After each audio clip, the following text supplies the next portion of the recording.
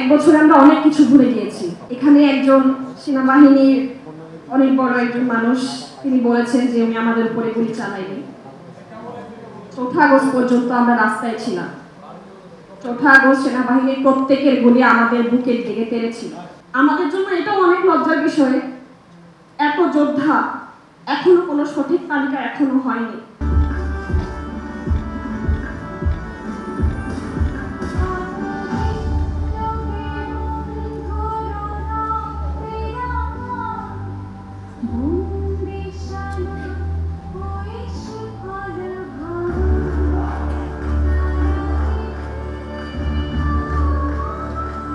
আমি এই সম্মান কোনোদিন চাইনি,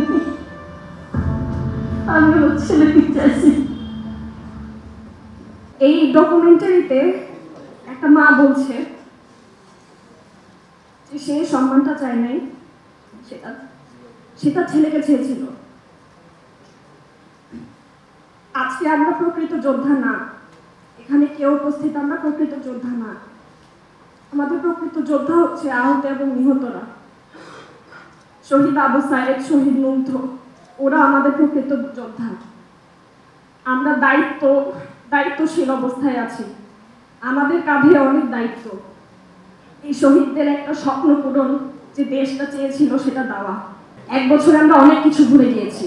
আমাদের দেশে এখনো চুরি, ডাকাতি, চাঁদাবাজি এখনো অনবরত চলছে। আমরা এই দেশ চাইনি। আমাদের দেশে এখনো অর্থবহ কোনো সংস্কার আসেনি।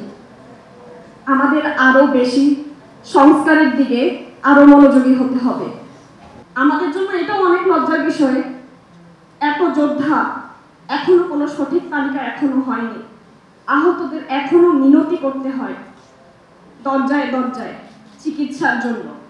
এটা আমাদের যোদ্ধাদের জন্য অনেক অনেক বড় লজ্জার বিষয়। আমি আজকে এখানে উপস্থিত থাকতে পেরে এই ডকুমেন্টারি দেখে আমি খুবই ইমোশনাল হয়ে গিয়েছি। এই যোদ্ধাদের আমরা যদি এই দেশটা কোনোভাবে অর্থবহ সংস্কার না করে ওদের স্বপ্নের দেশ না দেই, আমাদের উপর একটা অভিশাপ যাবে। স্বাধীনতার পরেও আমরা কোনো দেশের সংস্কার ঠিকমতো করতে পারিনি দেখে হয়তো আমাদের গণ অভ্যুত্থানটা হয়েছে। এই 17 বছরের যে অত্যাচার নিপীড়ন করেছে স্বৈরাচার, এটার দায়ভার শুধু সরকারের না, আমাদের সকলের। আমরা যারা চুপ ছিলাম, আমরা 17 বছর চুপ ছিলাম, কিন্তু আমরা আর চুপ থাকবো না। এই জুলাই আন্দোলন আমাদেরকে বিপ্লবী হতে শিখিয়েছে, আমাদের অধিকার দাবির একটা পথ দেখিয়েছে। এটা আমাদের অগ্রসর করে নিয়ে যেতে হবে, সামনে এগিয়ে নিয়ে যেতে হবে। শহীদদের স্মরণ করতে হবে, জুলাইকে সংবর্ধনা দিতে হবে, জুলাই শহীদদেরকে স্মরণ করতে হবে, তাদের বীর যোদ্ধা আমাদের বলতে হবে।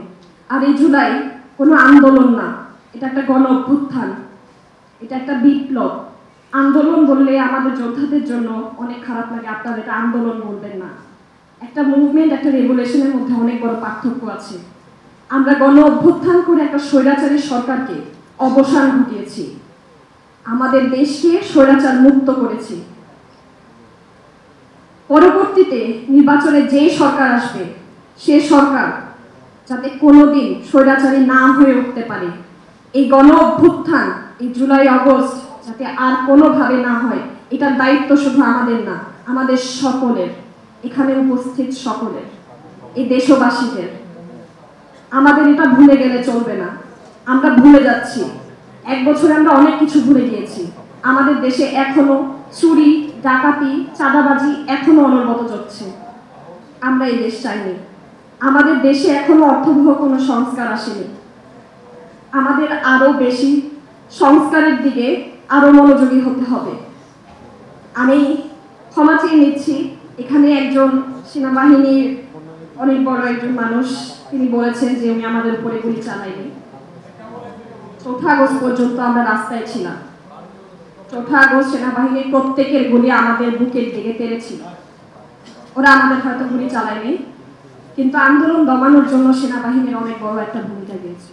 5 আগস্টে যেই চিফ, এই স্বৈরাচারী আজকে দেশে নাই সেফ এক্সিট দিয়েছে, আমরা যতদিন এই স্বৈরাচারী খুনি শেখ হাসিনা বিচার কায়েম না করতে পারি, প্রত্যেক শহীদের যদি রক্ত পরিশোধ না করতে পারি, আমাদের উপরে লাঞ্ছনা, আমাদের উপরে অপমান।